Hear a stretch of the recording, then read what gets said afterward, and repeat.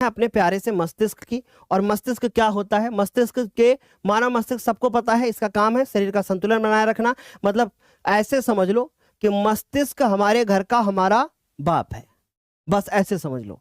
जो सारे एक्शन लेगा, सबको मेंटेन करेगा।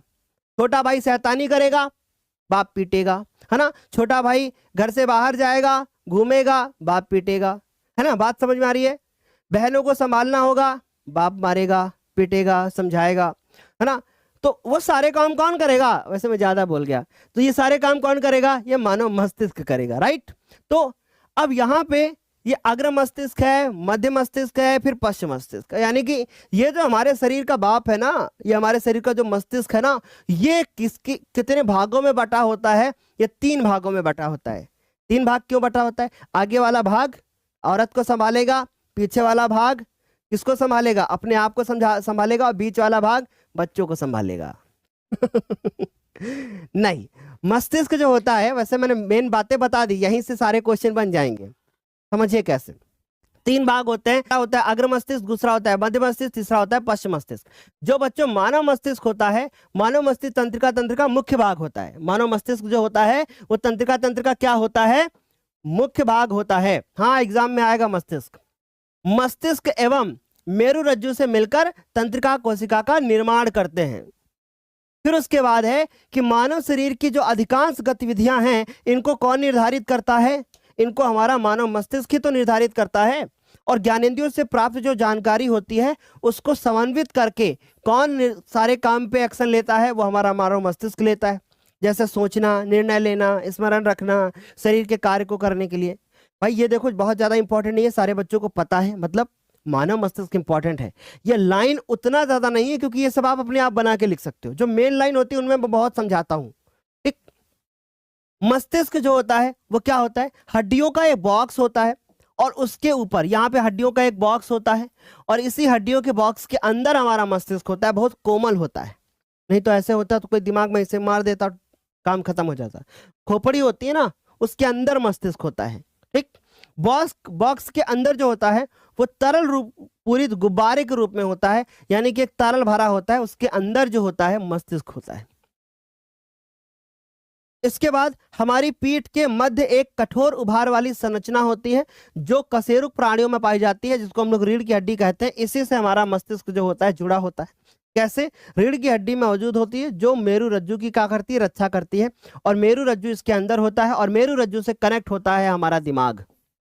बस ऐसे समझ लो, जैसे शरीर, जैसे किसी बल्ब को जलाने के लिए तारों की आवश्यकता होती है, वैसे ही इस मस्तिष्क को दिमाग, ये जो हमारा दिमाग है, हमारा जो मस्तिष्क है, इसको शरीर को अगर मेंटेन रखना है, शरीर के हर जगह पे एक्शन रखना है, तो भैया ये मेरु रज्जु से जुड़े होना जरूरी है। ओके, समझ गए? चलो अब बच्चों देखो, मानव मस्तिष्क के कुछ भाग होते हैं। जैसे कि पहला भाग है अग्र मस्तिष्क, दूसरा भाग है मध्य मस्तिष्क, और तीसरा भाग है हमारा पश्चिम मस्तिष्क। ये जो अग्र मस्तिष्क होता है, इसको बहुत ध्यान से समझना। इसके कुछ और भाग होते हैं, जैसे प्रमस्तिष्क। क्या होता है? ये जो हमारा अग्र मस्तिष्क होता है ना, मैं चित्र में आपको दिखा देता हूं, फिर आगे बताऊं।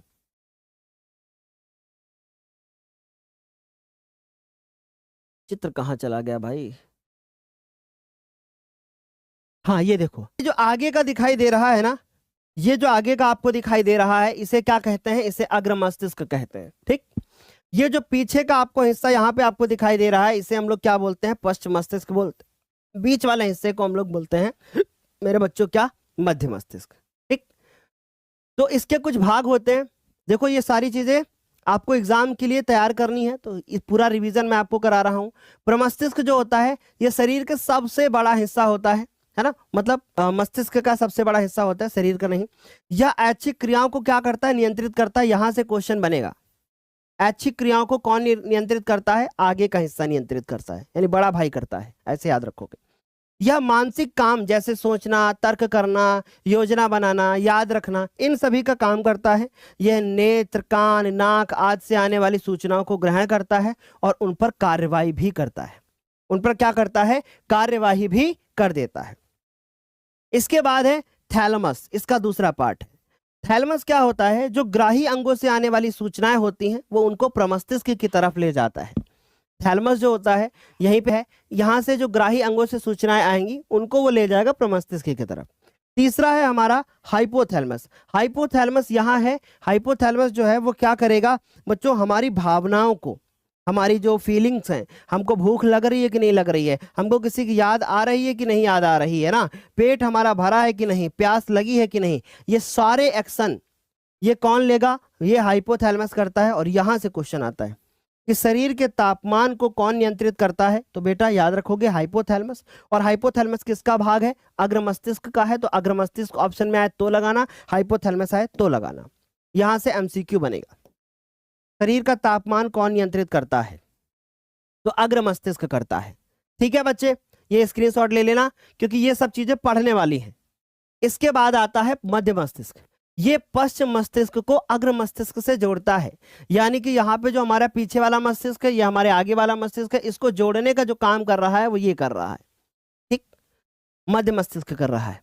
ये हमारे देखने में, सुनने में, सोने में, जगने रहने में, उत्तेजना, शरीर का तापमान, इन सभी को नियंत्रित करता है कौन, ये हमारा मध्य मस्तिष्क करता है। यानी तापमान को भी नियंत्रित करने का काम करता है। तो ऑप्शन अगर आएगा तो उसमें अग्र और अग्र और मध्य दोनों हो सकते हैं।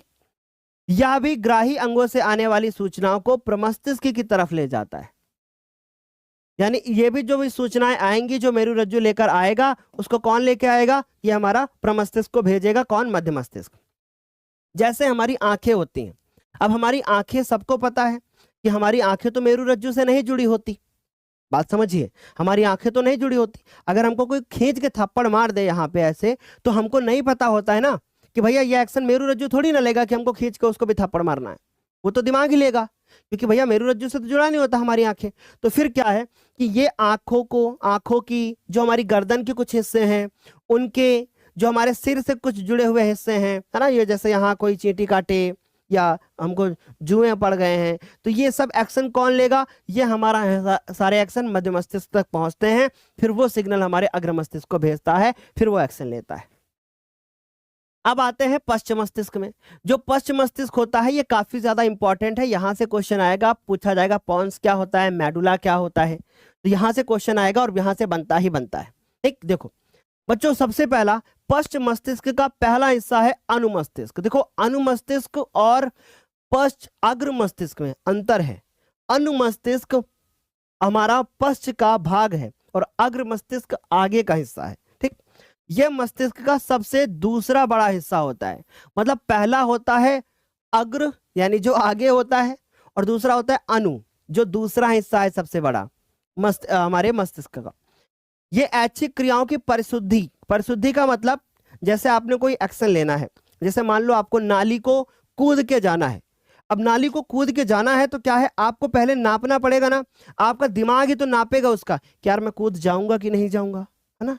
या मैं अगर मुझे साइकिल चलाना है और मुझे स्टंट करना है बाइक से, तो ये पहले दिमाग सोचेगा कि ऐसे घुमाऊंगा फिर ऐसे निकलेगा। या आप गाड़ी से किसी को ओवरटेक कर रहे हो, ओवरटेक मतलब आप दूसरी गाड़ी से आगे निकल रहे हो, तो ये आपका दिमाग ही, हमारा जो अनुमस्तिष्क होता है, यही सोचता है कि मैं सही से काम कर पाऊंगा कि नहीं। तो सोचो अनुमस्तिष्क कितना जरूरी है।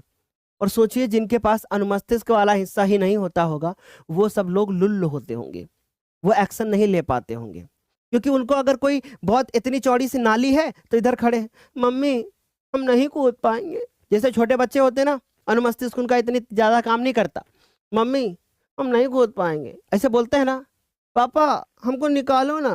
तो ये सब कौन करता है, ये हमारे छोटे बच्चे जिनका अनुमस्तिष्क थोड़ा क्या होता है, अवस्था में कमजोर होता है।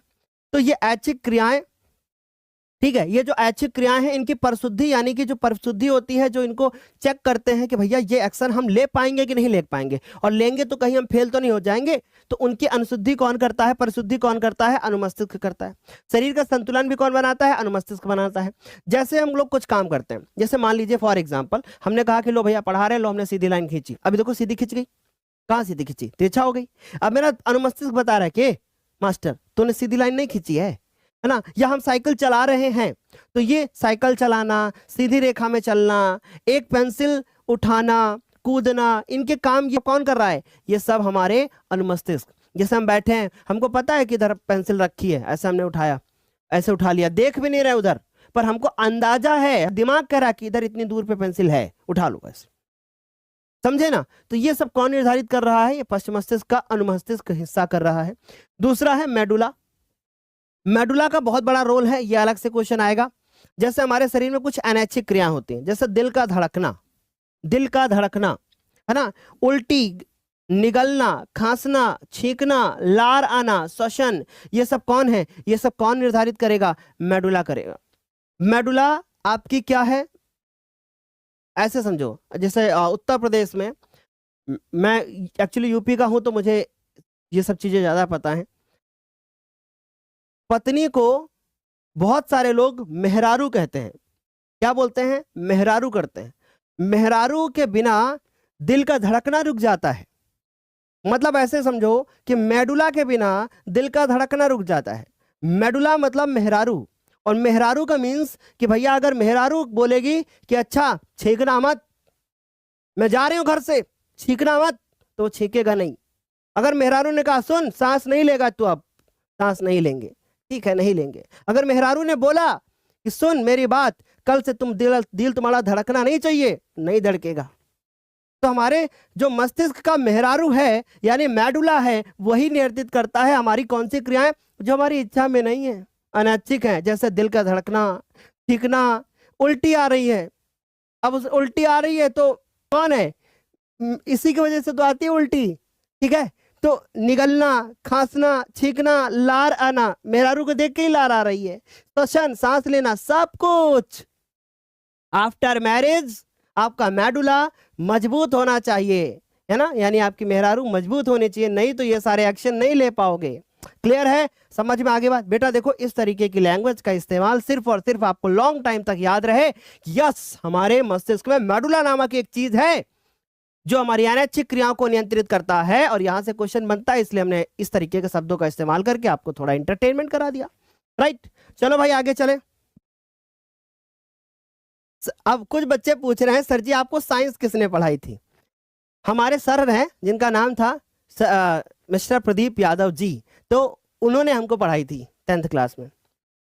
हाँ, लेकिन वो भी मैथ के टीचर थे और हमको बायोलॉजी पढ़ाए थे, और हम भी मैथ के टीचर हैं, हम आपको बायोलॉजी इस तरीके से पढ़ा रहे हैं, ठीक। अच्छा, अब आगे बात करते हैं पॉन्स। अच्छा, पॉन्स क्या होता है? पॉन्स क्या होता है? देखो, जैसे मेरी बात ध्यान से सुनिएगा। फॉर एग्जाम्पल, आपकी लड़ाई हो गई, आपकी लड़ाई हो गई, और आप कौन है? आप है हमारे प्रमस्तिष्क, है ना, जो प्रमस्तिष्क है ना, हम ये क्या है? प्रमस्तिष्क है, और यहाँ क्या है? मेडुला है। अब लड़ाई हो गई, तो लड़ाई हो गई है तो इसका समझौता कौन करेगा?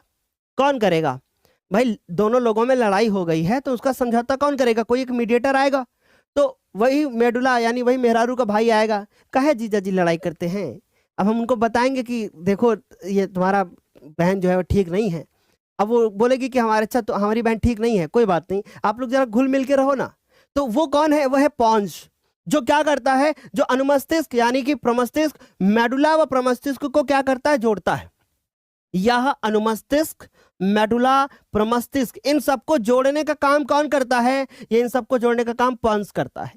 इन सबको जोड़ने का काम कौन करता है? पॉन्स करता है। यानी अगर लड़ाई झगड़ा हो गया तो इनका सबको जोड़ने का काम कौन करेगा? ये पॉन्स करेगा। ये याद करने के सिर्फ और सिर्फ तरीके हैं, ठीक है। कि टूटी टाटा हो जाएगा तो पॉन्स को बुलाया जाएगा। चलो आगे चलते हैं। अब आते हैं हमारे पास पाद